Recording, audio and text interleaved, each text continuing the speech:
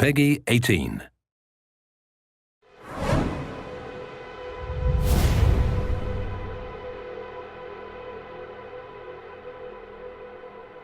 Hey everyone, my name is James. I'm a producer with Gearbox Software. Hey, my name's Joel. I'm from 2K Australia. In case people haven't seen the news lately, 2K Australia and Gearbox Software are collaborating on an all-new Borderlands title called Borderlands the Pre-Sequel.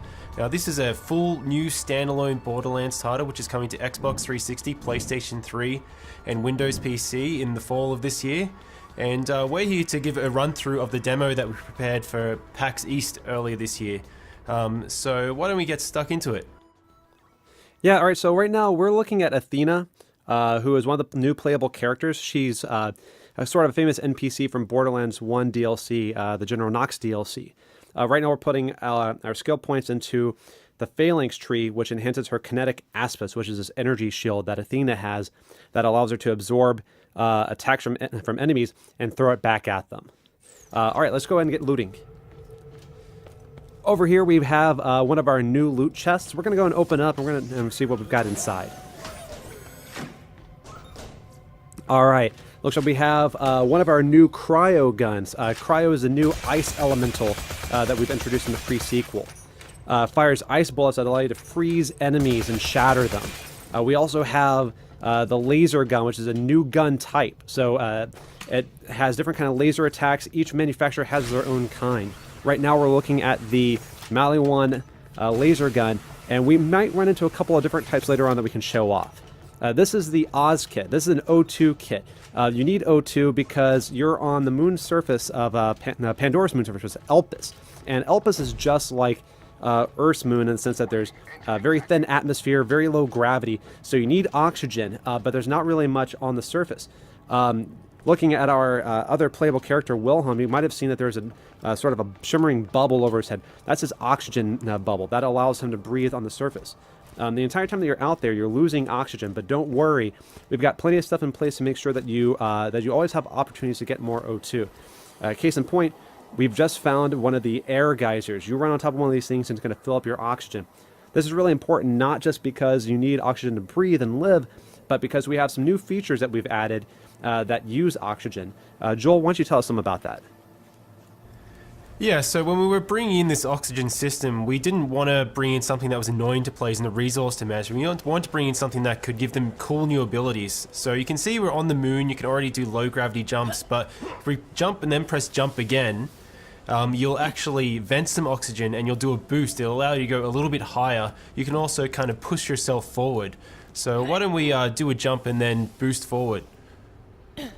And one of the other cool things you can do, it's kind of my favorite thing to do in the game at the moment. It's technically called a slam, but I like to call it a butt stomp. If you jump up in the air, press jump again to boost, and then press crouch, you actually slam down to the ground and do an area of effect attack. It's a great way to manage crowds, to shove them back, because if you're in a low gravity area, you can push them back pretty far, which might be the edge that you need to either like run away or focus on one guy before you deal with the rest of the crowd.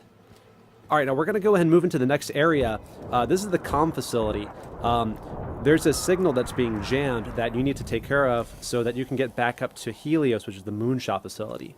In the pre-sequel, Jack is in charge of Helios. He's not the Hyperion CEO yet that you know from Borderlands 2. Right now he's just managing the station, and you've been kicked off it and you got to get back. Coming from that comms facility. Get in there, switch it off, because things are getting really interesting up here, kiddo, and in a not fun kind of way. What's your bum in there? Reed Biller owns that place now, and I've heard he's a right nut job. You probably would have heard a bit of an Australian accent there. During the development of the game, it just so happened that the moon kind of turned into Australia. Alright, now where we are right now, there's this big gap. You wouldn't be able to make this jump normally in Borderlands, but with the oxygen system, we can kind of push out this jump. So let's go ahead and see if we can clear that gap.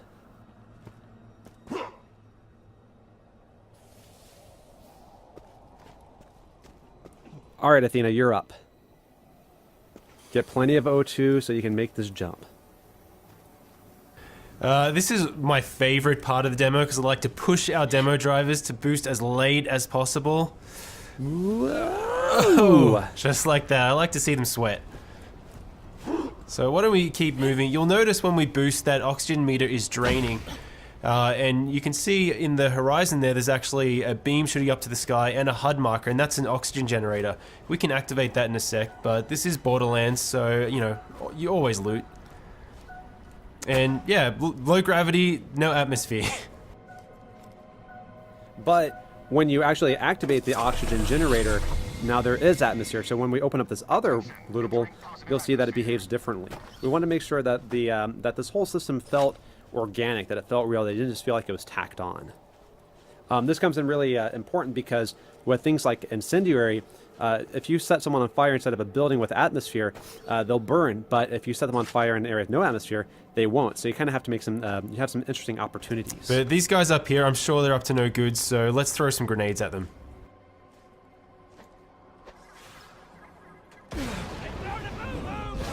Oh. So in low gravity, you get blown up by a grenade, you go flying into orbit. Very awesome.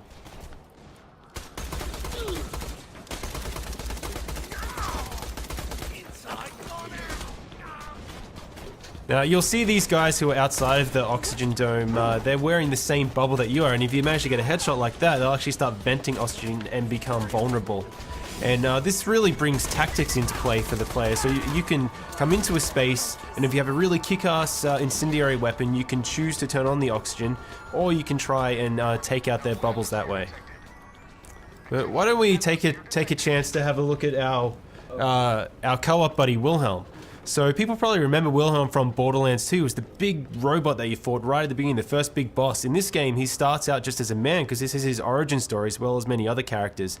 And the really cool thing is, as you're building out his skill tree, not only do you gain new abilities, but you actually visually change him as well. You get robotic arms, robotic legs, shoulder-mounted rocket turrets. You're essentially building out his skill tree to tell the story of how he became the boss you fought in Borderlands 2, which we've had a lot of fun making.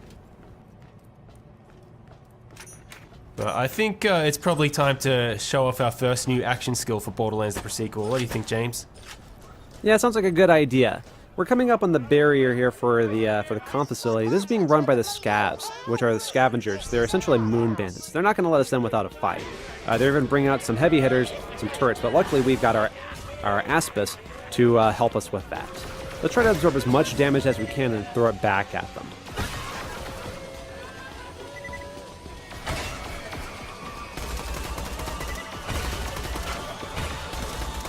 So you can see that the shield is slowly spinning up.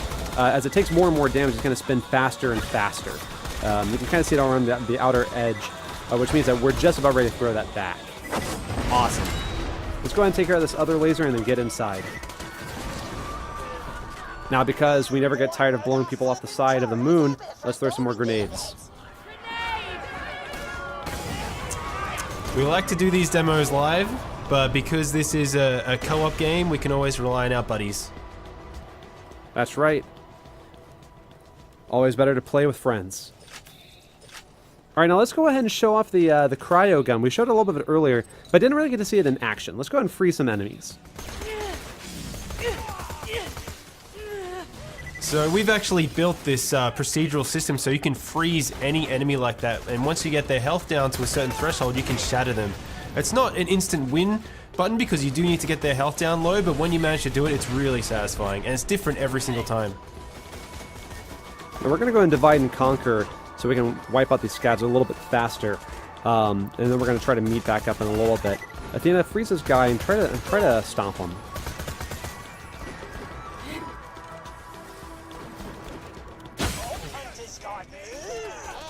Athena had a good tactic there. If you manage to get really high, your butt stuff will actually do more damage. So if you freeze someone, you can butt stomp down and shatter them from above.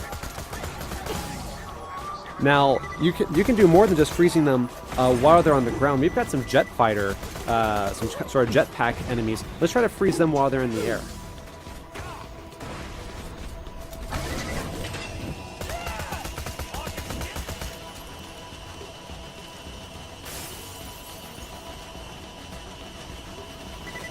So if we do manage to freeze one of these guys in the air and they fall down a railing, they'll actually split in half. It's one of these kind of random events that I love to see in the game.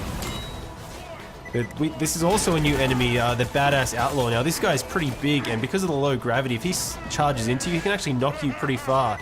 But when you shatter him into a million pieces, that doesn't really matter too much. It's very satisfying.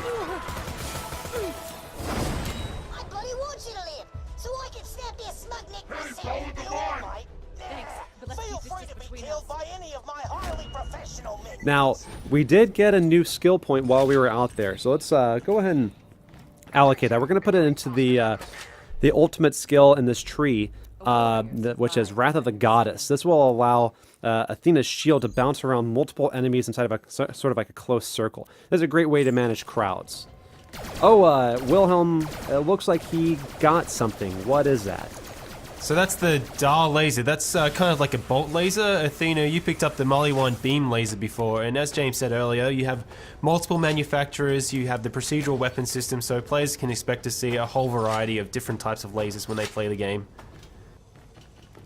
To the right here, you'll see one of the new rideable vehicles in Borderlands, the pre-sequel, the Stingray. We're not going to need it in this mission, so we're going to keep moving forward. But keep an eye out, because we might have something more about that in some later news.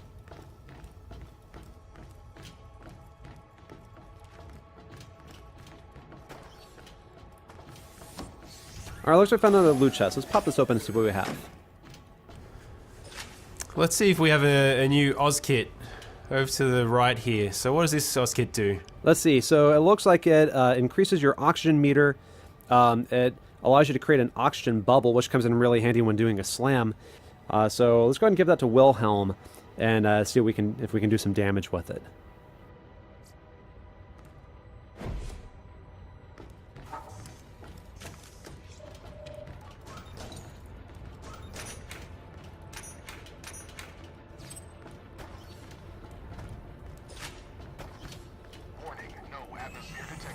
So the Eye of Helios is charging up now, and it's actually firing into the surface of the moon, which is probably not such a good thing when you see bits of the ground kind of floating above you like that. Probably a good reason for us to get back up to that space station as soon as possible. Alright, so we've got a group of enemies coming up, and so we're going to use our buddy Wilhelm to help us charge up our shield so we can get it going. Because you can use friendly fire to charge up Athena's shield. Yeah, let's try and take out all those guys at once. Nice. Awesome. Alright, Wilhelm, yep, butt stomp time.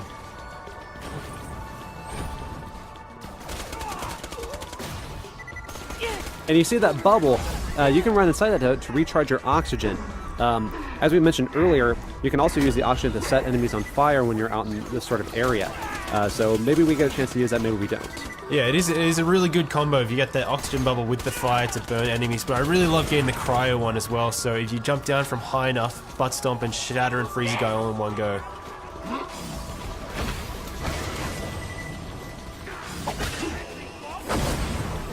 Why don't we try and get some more butt stomps happening? I never get tired of it.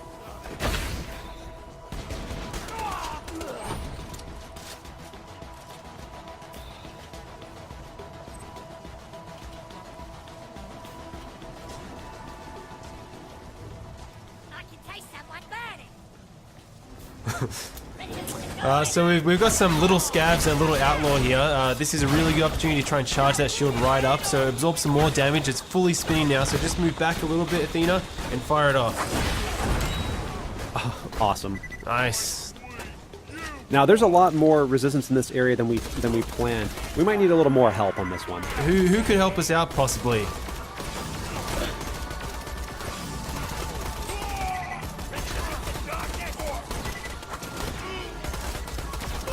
Uh-oh. Alright, we really need some help We now. need some help. And we have playable Claptrap. For the first time ever in a Borderlands game, you get to play as Claptrap. And he's going to help us out a little bit in this fight. Thanks, buddy. Alright, let's wipe these guys out. And the other playable character in Borderlands the sequel is Nisha the Lawbringer, who fans of the franchise will also remember. We'll be talking about her at a later date. Beautiful, frozen, badass outlaw.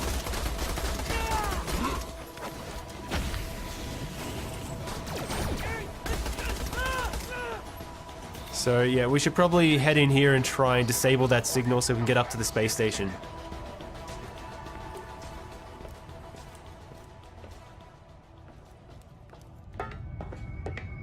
Yes, finally, a proper bloody fight.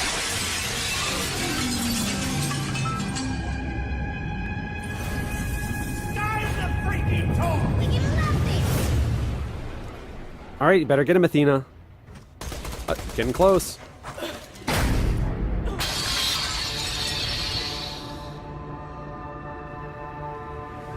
Did we mention low gravity already? Awesome. Well, hey, thanks everyone for staying tuned for Borderlands the pre-sequel coming to you this fall. That's spring for all the Aussies out there. You coming?